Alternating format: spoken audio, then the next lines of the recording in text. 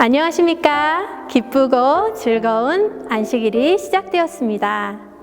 하나님을 향한 마음으로 이 예배에 참석하신 모든 분들을 진심으로 환영합니다. 예레미야 39장에는 이런 말씀이 있습니다. 내가 단정코 너를 구원할 것인즉 내가 칼에 죽지 아니하고 내 생명이 노량물을 어둠같이 되리니 이는 내가 나를 신뢰함이니라. 바벨론의 침공 속에 있었던 예레미야, 그 속에서 하나님의 음성을 듣고 순종했던 예레미야는 그 혼돈 속에서도 하나님으로 인하여 평안했음을 봅니다.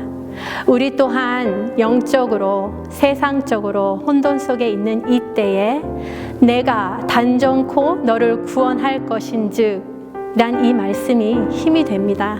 주님이 우리를 사랑하시는 마음이 느껴지는 말씀입니다. 주님을 신뢰하는 사람들은 하나님을 따뜻한 보호함을 받을 것입니다.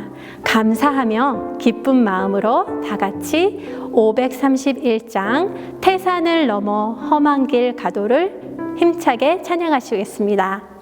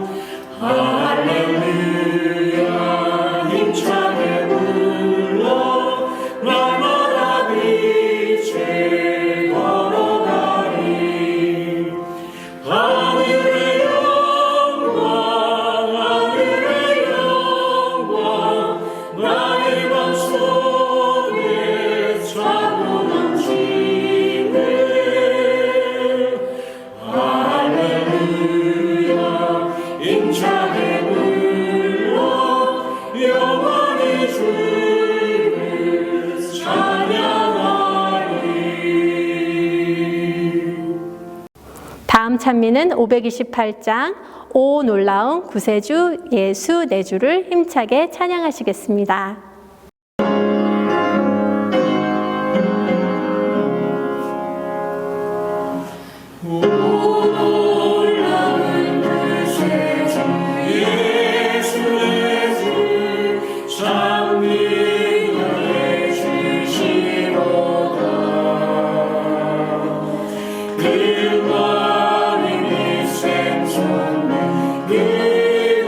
그곳으로 내 영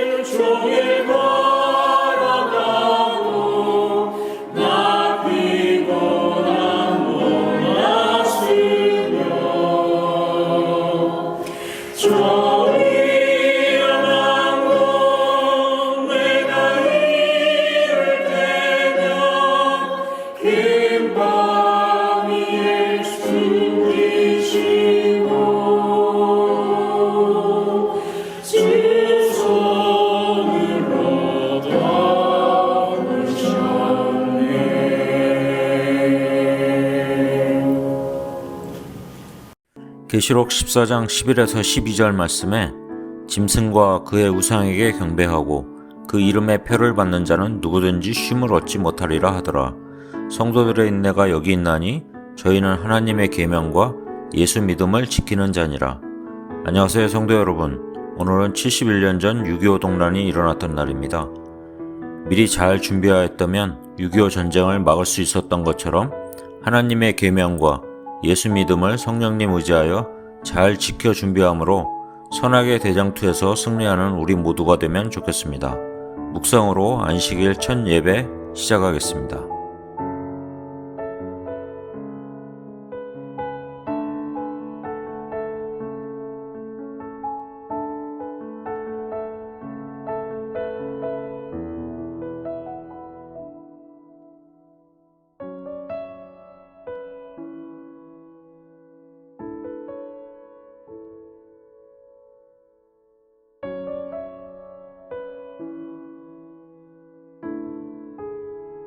첫 찬미 380장 주께서 나와 함께 하나를 힘차게 부르시겠습니다.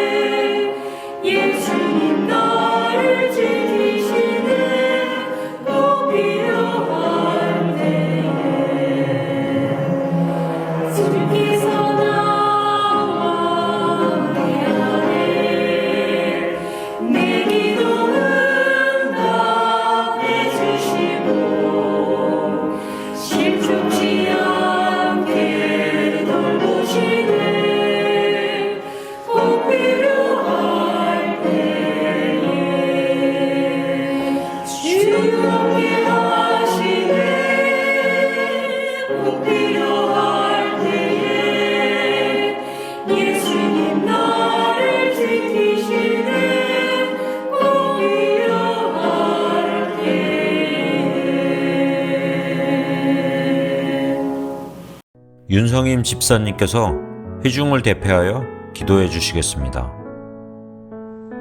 하늘에 계신 하나님 아버지, 쉼의 시간을 허락하여 주셔서 감사드립니다. 이 귀한 시간에 저희로 하여금 예배드릴 수 있게 하여 주셔서 또한 감사드립니다. 정신없는 한 주를 매 시간을 보내지만 매 순간 아버지께 간구하고 주님의 말씀을 생각할 수 있도록 저희의 마음을 인도하여 주시옵소서.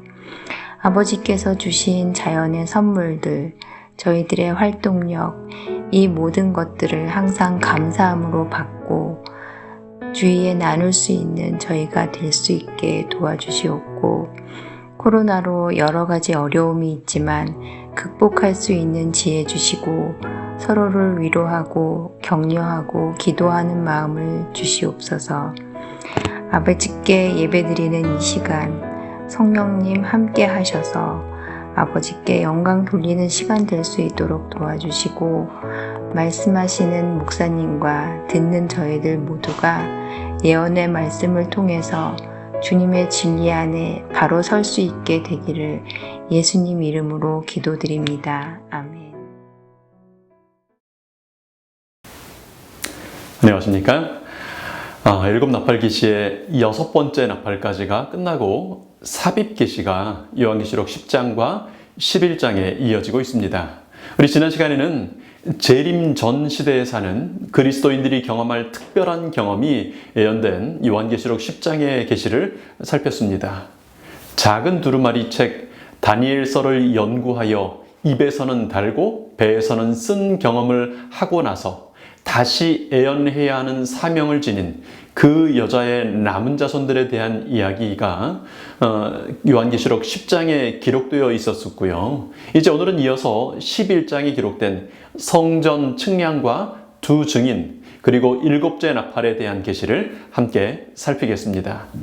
11장은 복음에 반대하는 세상에서 복음을 전하는 사람들이 겪게 될 경험을 예언한 것입니다. 요한계시록 11장 1절과 2절 말씀입니다. 또 내게 지팡이 같은 갈대를 주며 말하기를 일어나서 하나님의 성전과 제단과 그 안에서 경배하는 자들을 청량하되 성전 밖 마당은 청량하지 말고 그냥 두라. 이것을 이방인에게 주었은즉 저희가 거룩한 성을 42달 동안 짓밟으리라. 11장의 계시는 성령을 청량하라는 명령으로 시작됩니다. 여기서 청량하는 성전은 어떤 성전일까요? 예루살렘 성전은 이미 이 계시를 받는 당시에 이미 무너졌고요. 성경은 또 우리의 몸이 성령의 성전이라고 소개하기도 합니다만은 이 요한계시록 11장의 본문 말씀에 그 성전 안에 경배하는 사람들이 있는 것으로 봐서 성전된 우리 몸을 이야기하는 것도 아닙니다.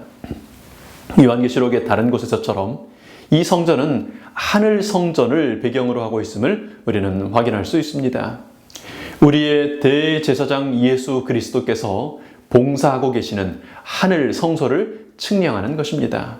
여러분, 그렇다면 하나님의 성전과 제단과 그 안에서 경배하는 자들을 측량한다는 것이 무슨 말일까요?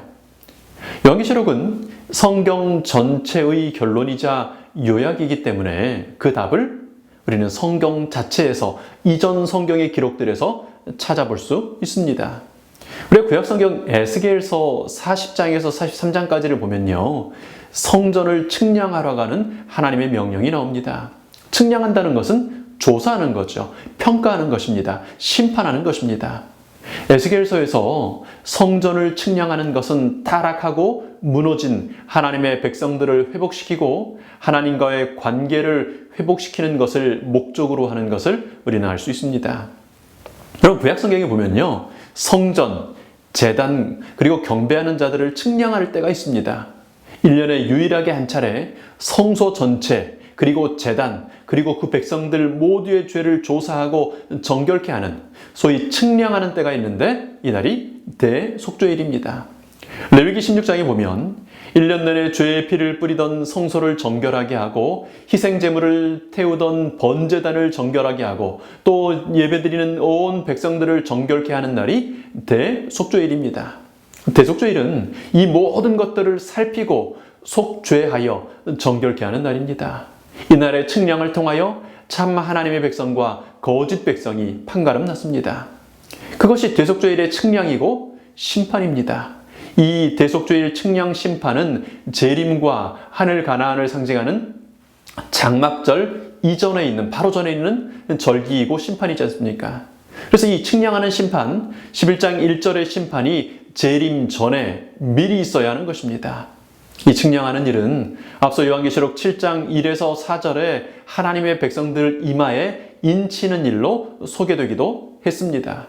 하늘 성소를 회복하는 것은 곧 하나님의 인침을 받은 사람이 누구인지를 정확하게 측량해 내는 것입니다. 근데 여기 보니까 성전 밖 마당에 있는 이방인들은 측량 대상이 되지 못합니다. 하나님의 측량하심, 하나님의 심판은 사람을 살펴서 죽이기 위함이 아니라 사실은 이미 죽음이 선고되어 버린 죄인들을 살리기 위한 절차인 것입니다. 십자가 피공로를 통해 죄의 용서를 주장하는 하나님의 항소심인 것입니다.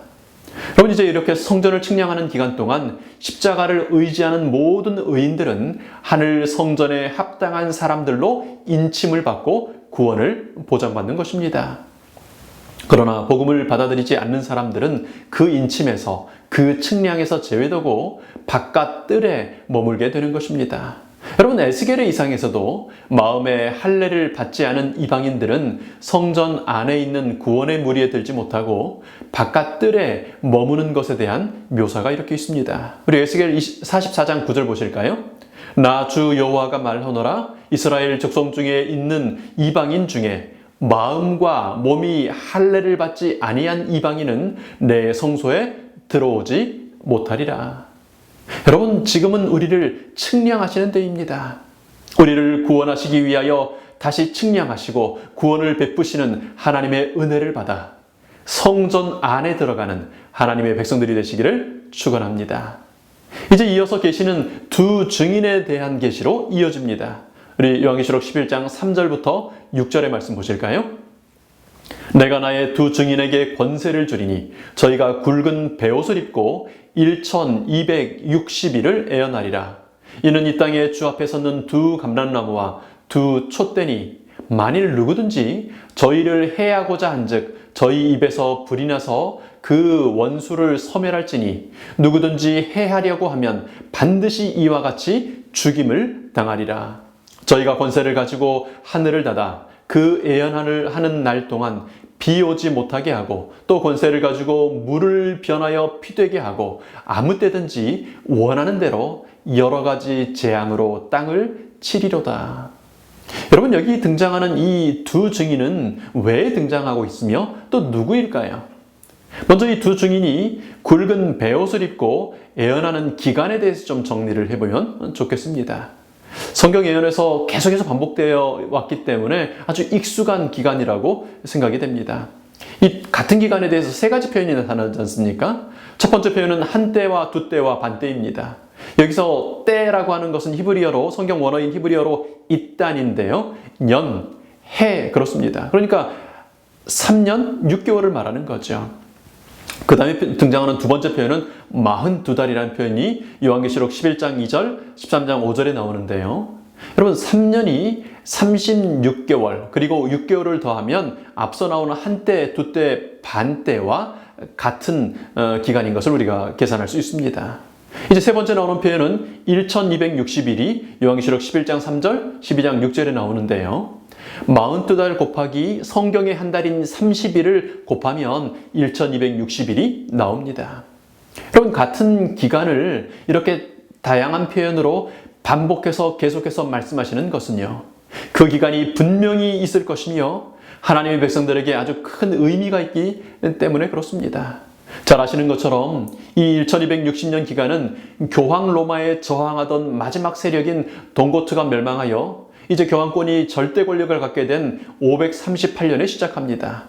유럽의 황제들을 세우기도 하고 파면시키기도 하던 황제 위에 막강한 권력을 가지고 있던 교황이요, 프랑스 혁명으로 한낱 장군에 의하여, 한 군인에 의하여 투옥되고 옥사된 1798년까지 정확하게 1260년을 활동하다가 교황권은 끝이 납니다. 역사가들에 의해서도 암흑시기라고 불리는 이 암울한 시기 동안 로마 가톨릭은 성경을 읽지 못하게 막았습니다. 성경을 가진 사람들을 고문하고 죽였습니다. 그래서 이 두 증인은 교황이 활동하던 이 기간 동안 굵은 베옷을 입고 예언한다고 기록되어 있습니다. 여러분, 여기 두 감람나무가 나오는데 감람에서 나오는 그 기름은 불을 피우는 기름의 원료를 제공하는 것이지요. 또 두 촛대는 빛을 내는 것입니다. 시편 119편 105절에 이렇게 말하지요. 주님의 말씀은 내 발의 등이요 내 길의 빛이니이다. 성경에서 하나님은 의의 태양으로 빛으로 소개되고요. 그 하나님의 말씀 성경이 또한 빛으로 소개됩니다. 5절에 보니까 입에서 불이 나와 원수를 멸망하고요. 6절에는 예언하는 날 동안 비 오지 못하게 한다고 했습니다. 여러분, 그런 일을 했던 선지자가 있지요. 엘리야를 잡으러 왔던 50부장과 그의 부하들이 연거푸 하늘에서 내린 불에 죽었습니다. 엘리야가 예언한 대로 3년 반 동안 온 이스라엘에 비가 내리지 않는 재앙이 내렸습니다. 또 물이 피가 되게 하는 권세를 가진 사람 모세가 있었습니다. 여러분, 모세는 하나님의 율법의 전달자였고 엘리야는 그 율법을 각 시대에 맞게 풀어 전달하는 선지자의 대표격인 사람입니다. 정리해보면 두 증인은 율법과 선지자, 신약과 구약을 상징하는 것입니다. 예수님께서 변화산에서 변화되셨을 때 이 두 증인 모세와 엘리야가 나타났죠. 두 증인은 율법과 선지자 혹은 구약과 신약, 성경 말씀인 것입니다. 여러분, 이 두 증인 구약과 신약 성경이 당할 일을 계시의 말씀은 이렇게 예언하고 있습니다. 요한계시록 11장 7절부터 10절 말씀입니다. 저희가 그 증거를 마칠 때 무정행으로부터 올라오는 짐승이 저희로 더불어 전쟁을 일으켜 저희를 이기고 저희를 죽일 터인즉 저희 시체가 큰 성 길에 있으리니 그 성은 영적으로 하면 소돔이라고도 하고 애굽이라고도 하니 곧 저희 주께서 십자가에 못 박히신 곳이니라. 백성들과 족속과 방언과 나라 중에서 사람들이 그 시체를 사흘 반 동안을 목도하며 무덤에 장사하지 못하게 하리로다. 이 두 선지자가 땅에 거하는 자들을 괴롭게 한 거로 땅에 거하는 자들이 저희의 죽음을 즐거워하고 기뻐하여 서로 예물을 보내리라 하더라. 여러분, 우리가 지난 시간들에 살펴본 것처럼 무적행은 사단의 처소이지요. 짐승은 국가 세력입니다. 소돔은 타락의 상징이고요. 애굽은 무신론의 대명사입니다. 두 증인은 죽임을 당하여 사흘 반을 지내게 되는데 그동안 괴롭힘을 당했던 사람들이 두 증인의 죽음으로 즐거워합니다. 두 증인이 베옷을 입고 중세암흑시대의 증거를 마칠 때 자유를 얻지 못하고 오히려 더 큰 어려움에 처하게 될 것을 예언하는 것입니다.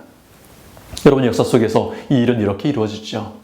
프랑스는요, 1500년대부터 시작됐던 그 종교개혁을 끝까지 거부하고 오히려 성직자들이 귀족이 돼가지고 백성들을 억압합니다. 그래서 하루 먹을 빵조차 구하기 힘든 그런 어려운 생활이 일반 사람들에게 지속되죠. 분노한 시민들이 마침내 1789년 7월 14일 바스티유 감옥을 습격하면서 그 프랑스 혁명이 시작됩니다.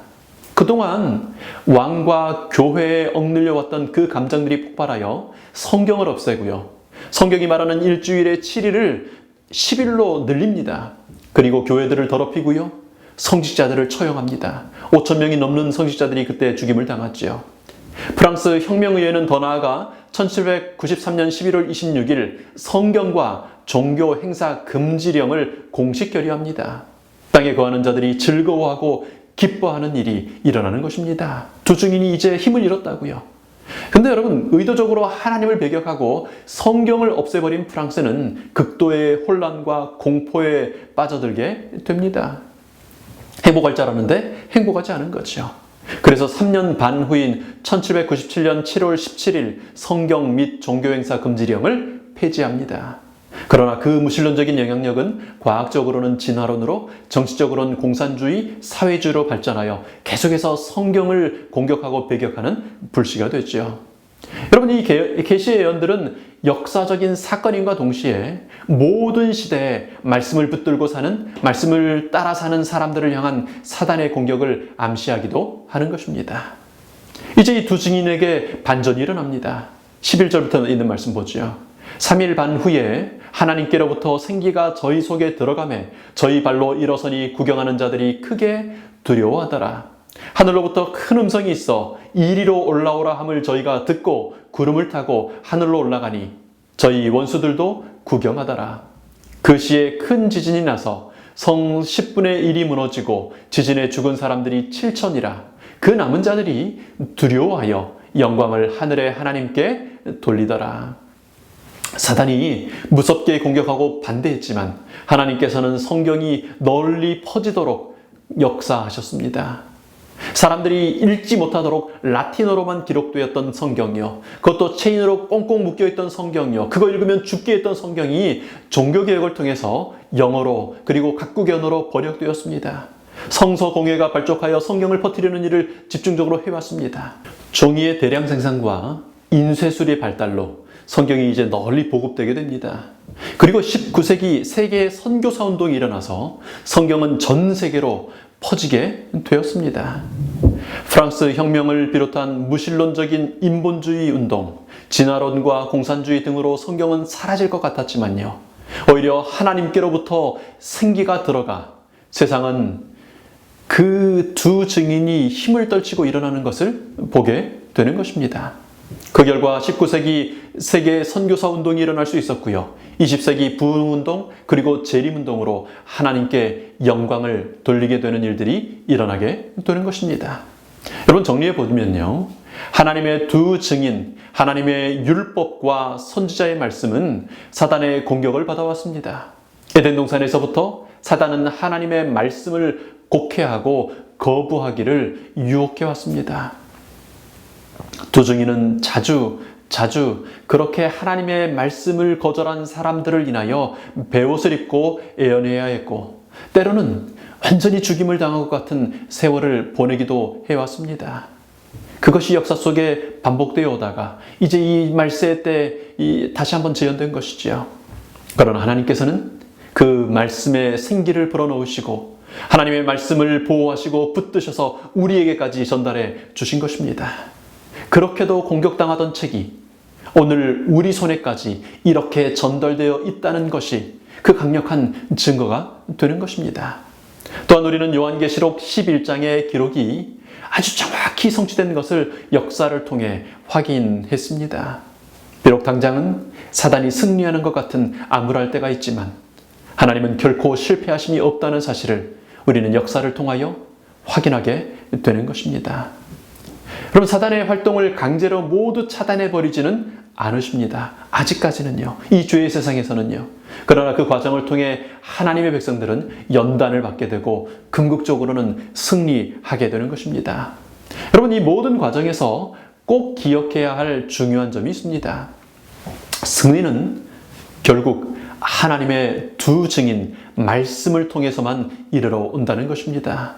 여러분, 그러므로 우리 삶이 분주하고 피곤하여 하나님의 말씀을 읽을 시간도 없이 분주하지 않게 되기를 바랍니다. 여러분, 만나 먹기를 그치면요, 기력은 쇠하고 이 광야길을 걸을 수 없게 되는 것입니다. 그러나 말씀을 붙드는 사람은, 말씀을 매일 성실하게 읽고 먹는 사람은 마침내 영광을 하나님께 돌리게 될 것입니다. 여러분, 오늘 말씀의 사람들이 되시기를 축원합니다. 그렇게 이제 두 증인을 통하여 하나님께 영광을 돌리며 살던 사람들은 마침내 일곱째 나팔이 울려 퍼지는 것을 듣습니다. 우리 14절부터 말씀 보시죠. 둘째 화는 지나갔으나 보라, 셋째 화가 속히 이르는도다. 일곱째 천사가 나팔을 불매 하늘에 큰 음성이 나서 가로되 세상 나라가 우리 주와 그 그리스도의 나라가 되어 그가 세세토록 왕노릇 하시리로다 하니, 하나님 앞에 자기 보좌에 앉은 24장로들이 엎드려 얼굴을 대고 하나님께 경배하여 가로되 감사옵나니 옛적에도 계셨고 시방도 계신 주 하나님 곧 전능하신 이여 친히 그 큰 권능을 잡으시고 왕노릇 하시도다. 이방들이 분노함에 주의 진노가 임하여 죽은 자를 심판하시며 종 선지자들과 성도들과 또 물론대소하고 주의 이름을 경외하는 자들에게 상 주시며 또 땅을 망하게 하는 자들을 멸망시키실 때로소이다 하더라. 여러분, 예수님의 재림은 준비된 사람들에게는 영광스럽고 복스러운 소망의 시간입니다. 그러나 거절했던 사람들에게는 화이죠. 돌이킬 수 없는 아주 큰 화의 시간입니다. 세상 나라가 우리 주와 그 그리스도의 나라가 될 것이기 때문입니다. 하나님께서 영원토록 이제 드러나는 왕이 되실 것이기 때문입니다. 구원받은 우리들은요, 24장로들과 더불어 하늘의 온 천사들과 더불어 하나님을 경배하게 될 것입니다. 이제 그때 하나님께서는 더 이상 사단이 활동하도록 놔두지 않으시고 하나님 당신께서 친히 우리의 왕이 되십니다. 하나님께 신실했던 사람들, 주님을 경외하던 사람들에게 상이 주어질 것입니다. 반면에 땅을 망하게 하던 사람들, 이 땅을 멸망케 하는 죄를 고집하던 사람들은 멸망을 당하고 영원히 사라지게 될 것입니다. 여러분, 하나님을 보십니까? 이 한 주를 살아오면서 하나님을 느끼십니까? 이 죄의 세상은요, 종종 우리 시야에서 하나님을 가려버리는 것처럼 보입니다. 보이지 않는 것처럼 느껴져요. 그러나 여러분, 우리 주님 곧 다시 오십니다. 비뚤어지고 어그러진 모든 것들을 바로잡는 왕으로 오십니다. 그 날을 바라보면서, 그 영광스러운 날을 기다리면서 오늘도 재림을 기다리고 뿐만 아니라 재림을 준비하는 재림 성도로 사는 우리 모든 성도님들이 되시기를 축원합니다. 우리 개인적으로 온 가족과 함께 기도하겠습니다.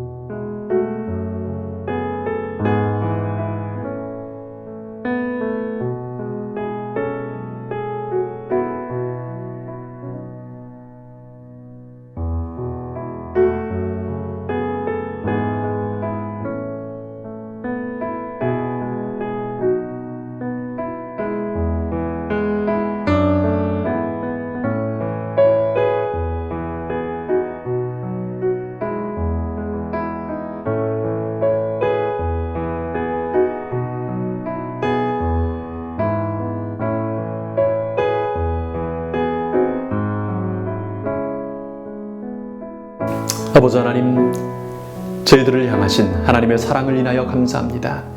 이 저녁 저희들 결심함으로 드린, 감사함으로 드린 기도를 들으셨음을 인하여 감사합니다. 하나님, 이제 저희들의 마음을, 저희들의 삶을 주님께 드리고 특별히 저희들을 위하여 준비해 주신 두 증인의 도움을 힘입어서, 주의 말씀의 능력을 힘입어서 주께서 측량하시는 그때 주님, 주의 성전에 합당한 사람들로 인침을 받아서 하나님 성전 안에 있기를 원합니다. 저희의 마음을 받아주시고 저희의 소원을 받아주시며 저희의 육신의 연약함을 이기도록 힘주시옵소서. 이밤 평안히 쉬게 하시고 밝은 아침 주의 거룩한 안식일 하나님의 예배 자리에 모일 때 저희의 모든 몸과 마음을 주장하실 것을 인하여 감사드리며 이 안식일 내내 거룩한 쉼의 시간, 만남의 시간, 경배의 시간 되게 하실 것을 인하여 감사드리며 고마우신 예수님 이름으로 기도합니다. 아멘.